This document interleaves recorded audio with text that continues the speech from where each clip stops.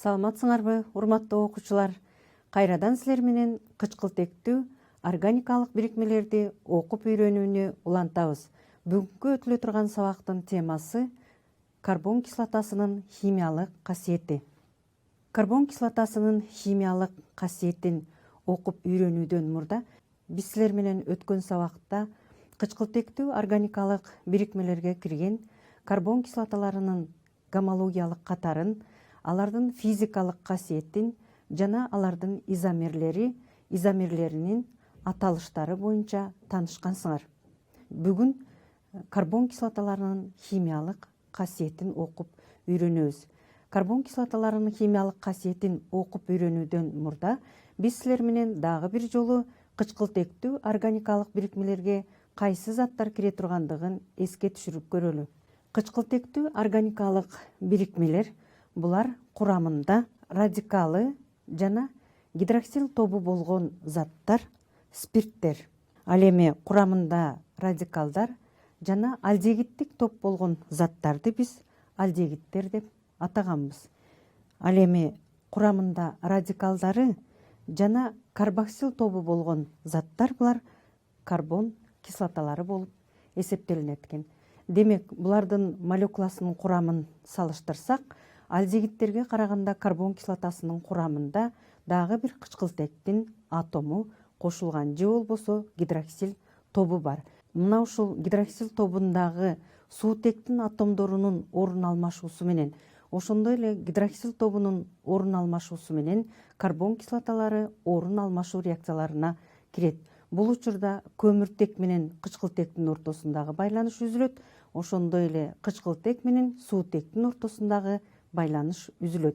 Эгерде кычкылтек менен суутектин ортосундагы байланыш үзүлсө, анда карбон кислоталары металлдар менен, металлдардын оксидтери, металлдардын гидроксидтери менен аракеттенишет да туздарды пайда кылат. Металлдар, металлдардын оксидтери жана гидроксидтери менен аракеттенишип туздарды пайда кылат. Эгерде карбон кислотасынын курамындагы гидроксил тобу менен орун алмашса, анда татаал эфирлерди пайда кылат. Ошондой эле амидтерди пайда кылат. Карбон кислоталары молекулалар ичинде дегидратацияланып, ангидридтерди пайда кылат. Ошондой эле галогендер менен аракеттенишип, галоген карбон кислоталарын пайда кылат. Мына ушул карбон кислоталарынын химиялык касиетин окуп үйрөнүүдөн мурда карбон кислотасынын молекуласынын электрондук түзүлүшү кандай экендигин карап көрөлү. Карбон кислотасынын курамында көмүртек, кычкылтек жана суутек жана радикалы бар зат. Бул атомдор бири-биринен электр терстүүлүгү боюнча айырмаланат. Кычкылтектин электр терстүүлүгү жогору болгондуктан суутектин электрондору кычкылтекти көздөй жылышат. Ал эми кычкылтектин электрондору көмүртек менен кычкылтектин ортосундагы кош байланыш болгондуктан, бул жердеги электрондордун жыштыгы көбүрөөк болгондуктан кычкылтектин электрондору көмүртекти көздөй жылышат. Ал эми көмүртектин электрондору кайрадан кош байланышы бар кычкылтекти көздөй жылышат дагы. Натыйжада көмүртектин атомдору оң зарядталып, кычкылтектин атому терс зарядталат жана суутектин атому оң зарядталат. Көмүртек менен кычкылтектин ортосундагы карбонил тобундагы кош байланыш алдегиттерден айырмаланып, көмүртекке жана кычкылтектин ортосунда туташкан же болбосо делокализацияланган байланышты пайда кылат. Аны биз кызыл сызыкча менен көрсөткөнбүз. Мына көмүртектин жана кычкылтектин ортосунда туташкан байланыш пайда болот экен. Мына ошондуктан кычкылтектин атомдору менен суутектин атомдорунун ортосундагы байланыш начарлап, натыйжада химиялык реакцияга кирген учурда суутек бөлүнүп чыгат дагы, орун алмашуу реакциясына кирет экен. Карбон кислотасынын курамында химиялык реакцияга эң биринчи суутектин атомунун бөлүнүп чыгышынан химиялык реакцияга кирет. Ошондой эле гидроксил тобунун бөлүнүп чыгышынан же көмүртек менен кычкылтектин ортосуна байланыштын үзүлүшүнөн химиялык реакцияга кирет. Ошондой эле карбоксил тобу жайланышкан көмүртектеги суутектин атомдору менен орун алмашуу реакциясына кирет. Бул көмүртекти альфа көмүртек деп атаганбыз. Карбон кислотасынан уксус кислотасын алсак, спирттерге караганда карбон кислоталарынын молекулаларында суутектик байланыш өтө күчтүү болгондуктан карбон кислоталары газ абалында кездешпейт. Бардыгы суюк түрүндө кездешет. Молекулалар ортосунда эки карбон кислотасын алсак, карбон кислотасында кычкылтектин атому терс зарядталган, суутектин атому оң зарядталган. Эгерде экинчи молекула уксус кислотасын алсак, кычкылтектин атомдору терс зарядталган. Бул эки молекуланын ортосунда суутектик байланыш пайда болот дагы. Натыйжада молекулалар биригип димерди пайда кылат экен. Суутектик байланыш спирттерге караганда күчтүүрөөк болот. Ошондой эле карбон кислоталары диссоциацияланат. Диссоциацияланганда карбоксилат ионунун терс зарядына жана суутектин оң ионуна диссоциацияланат. Көбүнчө карбон кислоталары начар электролиттер, электр тогун өткөрөт. Кумурска кислотасы орто электролит болуп саналат. Ал эми калган карбон кислоталары начар электролиттер болуп саналат. Бардыгы электр тогун өткөрөт, лакмусту кызыл түскө өзгөрөт, кычкыл даамды берген заттар болуп эсептелет. Карбон кислоталарынын молекулалык массасы өскөн сайын алардын кычкылдануу даражасы төмөндөйт.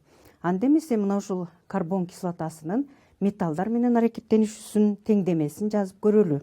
Карбон кислоталары металлдар менен аракеттенишет. Эгерде метан кислотасын же кумурска кислотасы тарыхый аталышы, кумурска кислотасын металлдар менен аракеттенишкен учурда суутек менен орун алмашат. Магний менен кошуп жазсак, анда магний эквиваленттүү болгондуктан формят ионунан экөө HCO2 жолу деп жазылат. Магний суутек бөлүнүп чыгат дагы.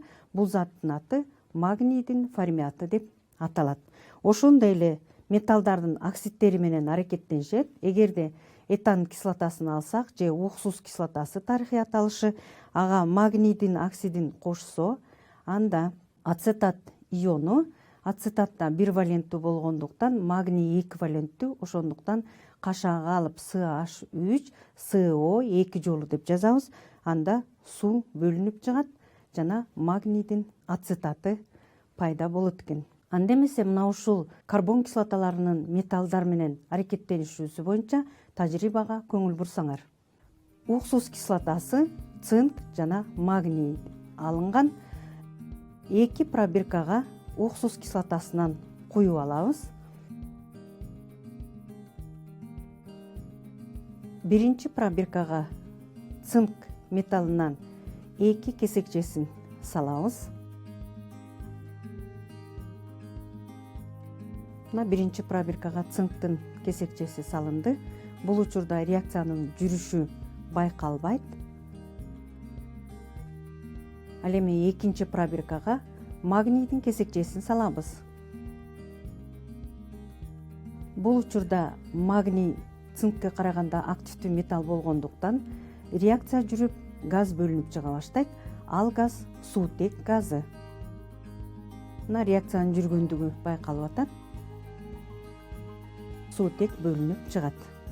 Ал эми цинк салынган пробирканы реакция жүрүшү үчүн ысытабыз.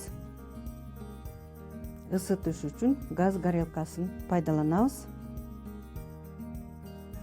Isыткан учурда цинк кесекчелеринин бетинде майда газдын бүртүкчөлөрү пайда болот. Демек, цинк уксус кислотасы менен реакцияга кирип, суутек бөлүнүп чыгат дагы, пробиркада ацетат туздары пайда болот экен. Ал эми кислоталарга мүнөздүү болгон нейтралдашуу реакциясын көрүү үчүн стаканга уксус кислотасынын суюлтулган эритмесин даярдап алабыз. Экинчи стаканга натрийдин гидроксидинин эритмесин даярдап алабыз. Натрийдин гидроксидинин эритмесин колбага куябыз. Натрийдин гидроксидинин эритмесине фенолфталеинди тамчылатабыз. Фенолфталеиндин өңү шелочтордо күлгүн кызыл түстү берет. Ал эми бюретка аркылуу уксус кислотасын тамчылатуу менен кошобуз. Бюретка аркылуу уксус кислотасы куюлат. Уксус кислотасын тамчылатып, качан гана колбадагы эритме түссүз абалга келгенге чейин тамчылатабыз. Мына түссүздөндү. Демек, колбада натрийдин ацетаты пайда болду. Балдар, бул тажрыйба боюнча металлдардын жана металлдардын оксиди боюнча тажрыйбаны көрдүңөр. Ал эми нейтралдашуу реакциясы боюнча уксус кислотасына натрийдин гидроксидин кошуп нейтралдашуу реакциясы жүрдү. Бул реакциянын теңдемесин өз алдынча дептериңерге жазып койсоңор. Ошондой эле карбон кислоталары аммиак менен аракеттенишет. Анын теңдемеси төмөнкүдөй. Карбон кислотасынын аммиак менен аракеттенишүүсү уксус кислотасын алып, ага аммиакты кошкондо уксус кислотасынын курамындагы суутек аммиактын молекуласы менен кошулат дагы, натыйжада аммонийдин ацетаты пайда болот. NH4 бул аммоний иону. Же болбосо аммиактын суудагы эритмеси аммонийдин гидроксиди деп аталат. Гидроксиди менен аракеттенишкен учурда аммонийдин ацетаты жана суу пайда болот экен. Мына ушул реакциянын механизмин карап көрөлү. Этан кислотасын алабыз. Этан кислотасында суутектин электрону кычкылтекти көздөй жылышып кеткендиктен суутектин бош ячейкасы же протону калат. Натыйжада ал аммиак менен аракеттенишкенде азоттун сырткы электрондук катмарында 5 электрону бар. Ал электрондун бирөөсү жупташкан, үчөө жупсуз электрон болгондуктан ал суутектин атомдору менен жупташат. Бир суутектин атому кызыл чекит менен суутектин электрону белгиленип турат. Экинчи суутектин атому мына үчүнчү суутектин атому менен кошулат дагы электрондор жупташат. Азоттун бардык электрондору жупташкандыктан суутекти кошуп алуу мүмкүнчүлүгү жок. Бирок ошондой болсо дагы суутектин протонун кошуп алат. Мына аммиактын молекуласы. Суутектин протону кандайча кошулат? Азоттун молекуласындагы жуп электрон суутектин бош ячейкасына жайланышат дагы, натыйжада NH4 пайда болот. Суутектин протонун кошуп алгандыктан бул бөлүкчө оң зарядталат дагы, натыйжада аммонийдин ацетаты пайда болот. Ал эми бош ячейкасы бар атом донор болуп эсептелет. Ал эми жуп электрону бар атом акцептор болуп эсептелет дагы. Бул реакция донор акцептордук механизм менен жүрөт. Мына балдар, карбон кислотасынын курамындагы суутек менен орун алмашуу реакцияларын көрдүңөр. Ошондой эле карбон кислотасынын курамында карбон кислотасы гидроксил тобу менен орун алмашуу реакциясына да кирет. Буга мисал катары этерификация реакциясын карап көрөлү. Этерификация реакциясы карбон кислоталары менен спирттердин ортосунда жүрүүчү реакция. Мына карбон кислотасы OH гидроксил тобу менен орун алмашуу жүрөт. Бул учурда көмүртек менен кычкылтектин ортосундагы байланыш үзүлөт дагы, натыйжада эфир пайда болот. R бул карбон кислотасынын курамындагы радикал, ал эми R' деген бул спирттердин курамындагы радикал болуп салынат. Ошондой эле кычкылтек дагы спирттердин молекуласындагы кычкылтек. Мына мисал катары жазып көрөлү. Уксус кислотасына этил спиртин кошсок, анда этил спиртинин курамындагы суутек менен карбон кислотасынын курамындагы гидроксил группасы кошулат дагы, натыйжада CH3, CO, O, C2, H5 деген зат пайда болот. Бул заттын аты уксус кислотасынын этил эфири.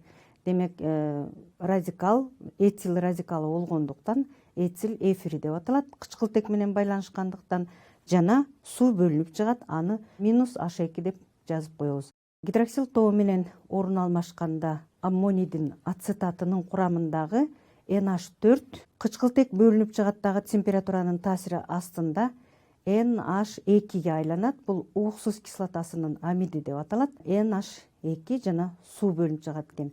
Ацет амид деп аталат, же болбосо уксус кислотасынын амидин андан ары температураны таасир этип жана фосфордун оксидин катализатор катары пайдаланган учурда ацетамиддин курамындагы кычкылтек суутек менен аракеттенишип суу бөлүнүп чыгат дагы, натыйжада ацетонитрил деген зат пайда болот. Демек, көмүртек менен азот байланышат.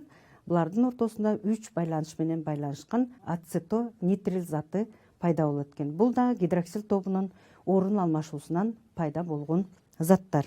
Ошондой эле карбон кислоталарына мүнөздүү болгон дагы бир реакция бул галогендер менен аракеттенишүүсү. Галогендер менен аракеттенишкен учурда мына уксус кислотасын алып, аны фосфордун пентахлориди менен аракеттенишкен учурда гидроксил тобу менен хлор орун алмашат дагы, натыйжада ацетил хлорид пайда болот жана фосфордун оксихлориди пайда болот. Ошондой эле хлордуу суутек пайда болот. Бул учурда дагы карбон кислотасынын курамындагы гидроксил тобу менен галоген орун алмашты. Ошондой эле уксус кислотасы галогендер менен аракеттенишет. Галогендер менен аракеттенишкен учурда уксус кислотасынын курамындагы карбоксил тобу жайланышкан альфа көмүртектеги суутек менен орун алмашат. Натыйжада пайда болот. Температура катализатор басым таасир этет жана хлор уксус кислотасы пайда болот. Демек, карбоксил тобундагы суутек же кычкылтек менен орун алмашпастан ал радикалдын курамындагы суутек менен орун алмашат. Хлор уксус кислотасы пайда болду. Ошондой эле хлордуу суутек пайда болот. Бул учурда бир хлор менен орун алмашкан учурда моно хлор уксус кислотасы пайда болот. Эгерде экинчи суутек менен орун алмашса, анда дихлор уксус кислотасы пайда болот. Ал эми үчүнчү суутек менен орун алмашканда трихлор уксус кислотасы пайда болот. Дагы радикалдын курамындагы 3 суутек менен 3 хлордун атомдору орун алмашып, трихлор уксус кислотасы пайда болот экен. Карбон кислоталарына мүнөздүү болгон дагы бир касиети карбон кислоталары дегидратацияланат. Дегидратациялоо деген бул сууну бөлүп чыгаруу дегенди түшүндүрөт. Дегидратациялоо реакциясынын натыйжасында ангидриттер пайда болот. Мисалы, ангидриттин жалпы формуласы уксус кислотасынын бир молекуласын алып, ага экинчи уксус кислотасынын молекуласын кошуп жазсак, анда биринчи уксус кислотасынын курамындагы OH тобу менен экинчи уксус кислотасынын курамындагы суутек кошулат, дагы суу бөлүнүп чыгат. Натыйжада дегидратациялоо бул күкүрт кислотасынын таасири астында жүрөт. Демек, пайда болот биринчи уксус кислотасынын CH3, CO, OH группасы бөлүнүп чыкты. Анда экинчи уксус кислотасынан O, CO жана H3C деген калдыгы келип кошулат, дагы натыйжада уксус ангидриди пайда болот. Мындай заттарды ангидридтер деп атайбыз жана суу бөлүнүп чыгат экен. Бул карбон кислотасына мүнөздүү болгон дагы бир касиети болуп саналат. Карбон кислоталарынын касиеттерин көрдүңөр. Карбон кислотасынын алынуусуна токтолуп көрөлү. Карбон кислотасы абдан көп жолдор менен алынат. Эң биринчи алкандарды каталиттик жол менен кычкылдандыруу менен алынат. Ошондой эле алдегидтерди кычкылдандыруу менен дагы алынат. Биринчилик спирттерди ферменттердин таасири менен кычкылдандырганда дагы карбон кислоталары алынат. Ошондой эле ароматтык углеводороддордон дагы ароматтык карбон кислоталары өндүрүлүп алынат. Ошонун ичинен карбон кислотасынын алуунун өтө маанилүү жолдору болгон эки жолдун теңдемесин жазып көрөлү. Ал биринчи жолу хлор уксус кислотасын гидролиздөө жолу, экинчи жолу бул татаал эфирлерди шылычтоо менен карбон кислотасынын алынуу жолдорунун теңдемесин жазып көрөлү. Карбон кислотасын алуу. Демек, хлор уксус кислотасына гидролиз дегенде сууну кошобуз. Бул учурда хлор менен орун алмашуу реакциясы жүрөт, дагы уксус кислотасы жана хлордуу суутек пайда болот. Ошондой эле татаал эфирлерди шылычтоо менен алабыз. Этерификация реакция учурунда татаал эфирлер пайда болот. Аларды кайрадан шылычтуу кошкондо натрийдин гидроксидин, анда карбон кислотасы жана натрий туздары пайда болот экен. Мына ушундай жол менен уксус кислотасын өндүрүп алабыз. Мына балдар, силер карбон кислотасынын химиялык касиети жана карбон кислоталарынын алынуу жолдору менен тааныштыңар. Алынган маалыматтар боюнча төмөнкү суроолорго жооп берсиңер. Төмөнкү айлануудан кайсы зат пайда болот? Мына уксус кислотасына хлорду кошкондо жарык энергиясынын таасири астында кайсы зат пайда болот? Биринчи CH3, CO, хлор заты пайда болот. Экинчи хлордуу суутек пайда болот. Үчүнчү хлор уксус кислотасы пайда болот. Төртүнчү CH2, хлор, CO, OH пайда болот. Демек, туура жооп төртүнчү, демек CH2, хлор, CO, OH экен. Анткени радикалдын курамындагы суутек менен орун алмашат. Мына туура жоопту жазып көрөлү. Анда CH2, хлор, CO, OH жана H хлор бөлүнүп чыгат экен. Мына бүгүнкү сабакта силер менен карбон кислоталарынын химиялык касиети менен тааныштыңар. Химиялык касиетинде карбон кислотасынын молекуласынын түзүлүшү же электрондук түзүлүшү менен тааныштыңар. ошондой эле карбон кислоталарынын аммиак менен аракеттенишүүсү, галогендер менен аракеттенишүүсү жана ошондой эле металлдар жана металлдардын оксидтери, металлдардын гидроксидтери менен аракеттенишүүсү боюнча тааныштыңар. Ошондой эле орун алмашуу реакцияларынын механизмдери менен тааныштыңар. Мына ушуну менен бүгүнкү сабакты аяктайбыз. Кайрадан көрүшкөнчө саламатта болгула.